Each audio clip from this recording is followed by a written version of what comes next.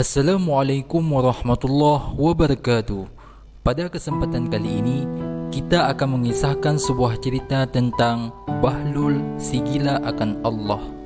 Ingin tahu bagaimana cerita selanjutnya? Simak video berikut ini. Al-Kisah. Di negeri Baghdad digemparkan dengan kedatangan sosok anak muda yang dianggap aneh oleh para penduduk. Bahkan mereka mengatakan dia sebagai orang yang gila. Tak seorang pun yang mengenalnya. Mereka memanggilnya Bahlul. Dia tidak tahu sopan santun dan tata krama. Bajunya yang compang-camping bahkan tidak sama dengan baju para pengemis di kota itu, yaitu sehelai wol kasar yang disebut suf. Sobekan-sobekan kainnya nyaris tidak menutupi tubuhnya yang kurus itu. Secara keseluruhan, misteri karakter Bahlul berasal dari matanya.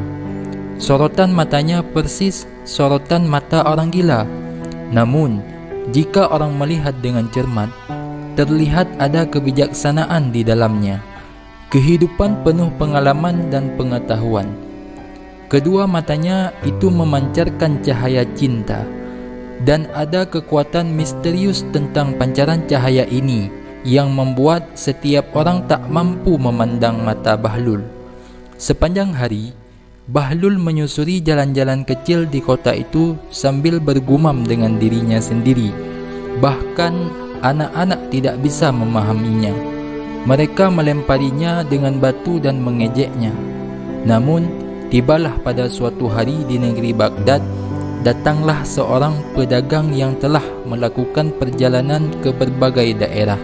Namanya Ahmad. Ia adalah penjual permadani dan sutra. Suatu ketika, dia dengan seorang sahabatnya di pasar Baghdad.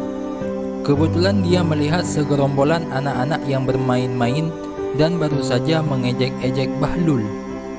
"Engkau pasti punya banyak masalah dengan anak-anak nakal itu ya?" tanya Ahmad kepada sahabatnya. "Dulu iya," jawab sahabatnya yang bernama Ali. "Tapi berkat Bahlul yang menjadi mainan baru kesenangan anak-anak, kami bisa berdagang dengan aman dan tenang di sini." "Bahlul katamu? Jadi dia di sini?" tanya Ahmad.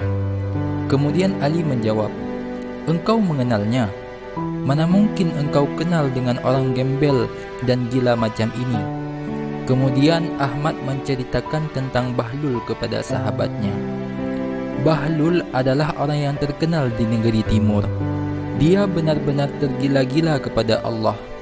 Di sini, Ahmad berhenti sejenak dan memandang wajah sahabatnya. "Aku melihat ada keheranan di wajahmu, kawan. Aku tahu, engkau berpikir bahwa kita semua mencintai Allah yang Maha Kuasa. Tetapi apa yang kulihat dan kudengar tentang Bahlul, cintanya sungguh berbeda. Ia berbincang-bincang dengan kekasihnya siang dan malam, seolah-olah ia jatuh cinta pada seorang wanita yang cantik. Ia berbincang-bincang dengannya dalam setiap langkah dan bahkan di saat tidurnya." Ahmad, sang saudagar itu berhenti sejenak menarik nafas, kemudian meneruskan kisahnya. Suatu hari, cinta Bahlul kepada Allah makin membara sehingga ia meninggalkan rumahnya, menelantarkan pekerjaannya, dan mulai mengembara entah ke mana. Hanya Allah yang tahu maksud dan tujuannya.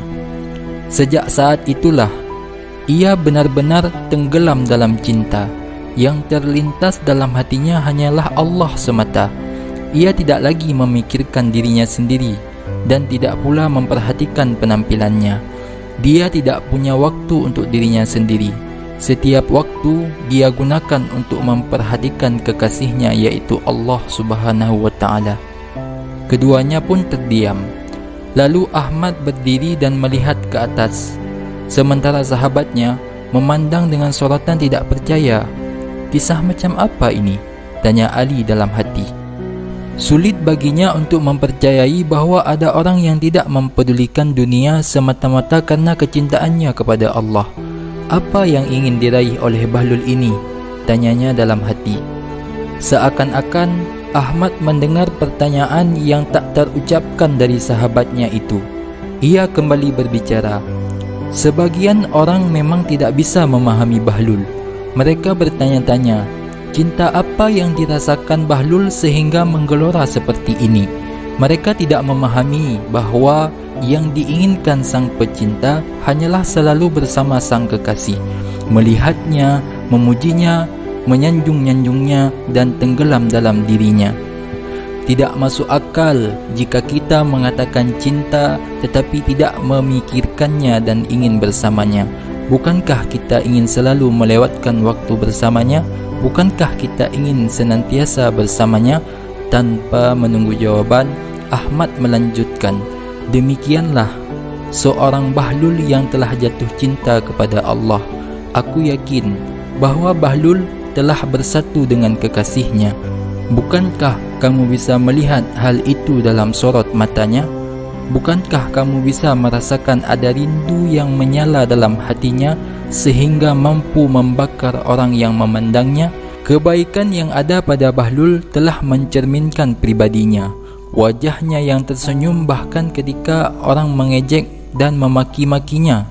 Semuanya ini pastilah berasal dari Allah sendiri. Ahmad pun terdiam. Lalu Ali berkata kepada sahabatnya, kisah yang kamu utarakan sungguh aneh, kawan.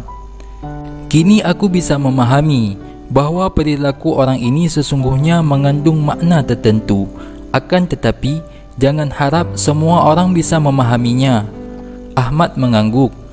Inilah yang selalu menjadi masalah kemanapun Bahlul pergi. Ia senantiasa diperlakukan sebagai orang gila lantaran ia tidak dipahami. Selama berjam-jam kedua sahabat itu berbicara tentang Bahlul dan cintanya. Makin banyak berbicara, makin ingin hati mereka mendengar tentang cinta. Dan makin banyak mereka berbicara tentang cinta, makin berhasrat jiwa mereka untuk mengetahui kebenaran. Bahkan di ketika Bahlul masih berdagang, ia sangat susah dalam berjualan, karena orang-orang mengira bahwa Bahlul telah dirasuki oleh syaitan dan tak ada seorang pun yang mau berbicara kepadanya. Akan tetapi, Bahlul tidak pernah marah. Bahkan dia membalasnya dengan senyuman. Bagaimana mungkin seseorang yang ridha dan puas dengan Allah mengeluhkan sesuatu, kata Bahlul pada suatu ketika. Bagi Bahlul, segala sesuatu yang datang kepadanya berasal dari Allah.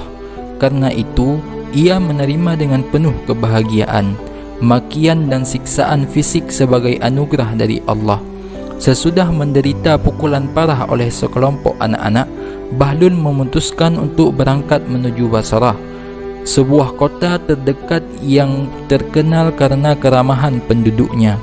Perjalanan menuju Basrah amat sulit karena kondisi tubuh Bahlul sedemikian parah akibat pukulan yang dideritanya. Tubuhnya terasa nyeri semua dan kakinya sakit. Namun, ia senantiasa tersenyum dan berbicara kepada kekasihnya. Musim panas terasa begitu panas sehingga tak seorang pun sanggup berdiri di bawah terik matahari. Hari pun tengah malam.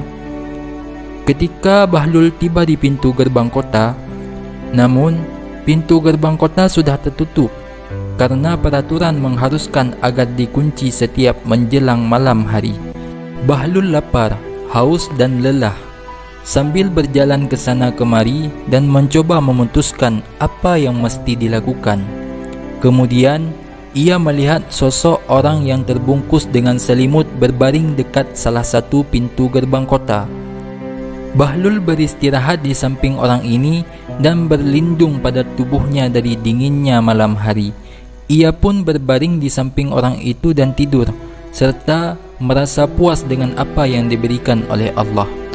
Di saat fajar menyingsing, ketika Bahlul baru saja menutup matanya sesudah salat subuh, ia merasa ada benda tajam yang menusuk di bahunya. Ia membuka matanya dan melihat sekelompok serdadu mengelilinginya. Meski setengah mengantuk, ia mulai sadar bahwa tubuh yang berada di sampingnya itu berlumuran darah, padahal dia tidur di samping mayat seseorang yang tampaknya dibunuh. Karena gelapnya malam membuat dirinya tidak mengetahui hal itu. Sambil memandang ke bawah, ia melihat bahwa bajunya sendiri berlumuran darah yang tentu saja berasal dari korban pembunuhan itu. Adakah engkau kenal dengan seseorang di kota ini yang bisa memberikan kesaksian tentang dirimu? Tanya komandan. Kemudian Bahlul menjawab, aku hanya punya seorang sahabat di seluruh jagat raya, yakni Allah. Mendengar ini, komandan dan prajurit itu pun tertawa. Lalu Bahlul dibawa ke istana dan dimasukkan ke dalam penjara atas pengakuannya yang tidak bersalah. Kemudian hakim di istana membuat keputusan untuk mengeksekusi Bahlul. Ketika Bahlul mengetahui dirinya akan dieksekusi, dia hanya pasrah kepada Tuhannya dan menyalahkan dirinya karena tidak sabar menanggung penderitaan yang dilakukan oleh orang Baghdad. Dia hanya bisa bergumam di dalam hati, apakah aku hanya main-main dengan menyatakan bahwa aku mencintainya? Jika aku benar-benar mencintai Allah, mestinya aku benar-benar pasrah kepadanya. Keesokan harinya, orang-orang berkumpul di alun-alun kota untuk menyaksikan eksekusi hukuman mati atas diri Bahlul. Tak ada seorang pun yang merasa sedih atas musibah yang tertimpa dengan diri Bahlul. Tepat sebelum matahari terbit, rombongan petugas eksekusi membawa Bahlul ke alun-alun. Sang penjaga penjara pun menyatakan bahawa kejahatan harus dihukum oleh wakil-wakil Allah di muka bumi. Kemudian sang hakim memberi isyarat kepada sang algojo untuk melaksanakan eksekusi. Ketika ingin eksekusi, Bahlul bertanya kepada hakim, apakah dia diberi kesempatan untuk memanjatkan doa untuk jiwanya? Hakim pun setuju dan suasana hening menyelimuti alun-alun itu. Bahlul tampak sangat tenang. Sambil menengadahkan kepalanya ke atas, dia memandang cakrawala dan membisikkan sesuatu dengan sangat pelan. Kemudian ia memandang kerumunan orang dan tersenyum kepada mereka. Kemudian Bahlul memberi isyarat kepada Algojo bahawa ia sudah siap untuk dieksekusi. Sang Algojo pun mengambil senjata dan mengeksekusi Bahlul. Pada saat senjata hampir mengenai Bahlul, tiba-tiba terdengar teriakan keras di tengah kerumunan orang, "Hentikan! Mohon hentikan! Demi Allah, jangan lakukan itu!" Sang Algojo pun menghentikan eksekusi dan dia mendekati tempat eksekusi. "Anda melakukan kesalahan besar. Orang ini tidak bersalah," teriaknya. Kemudian orang itu berlutut dan mengaku, "Sayalah orang yang Anda cari, sebab sayalah pembunuhnya, bukan orang malang ini." Ia tidak mau berbicara lebih banyak lagi kecuali untuk diadili oleh sang hakim yang dipandang sebagai seorang penguasa. Oleh karena itu, dapatlah kita mengambil hikmah dari kisah ini. Ketika kita mendekatkan diri kepada Allah, maka Allah pula yang menolong kita. Dan ketika cinta kita hanya tertuju kepada Allah, maka Allah akan menyelamatkan kita. Makanya jangan pernah salahkan cinta apabila sudah mengembara di dalam hati, karena cinta adalah sebuah anugerah yang Allah berikan kepada manusia. Maka jangan pernah kita salah dalam memberikan cinta, karena hidup dengan cinta akan lebih indah.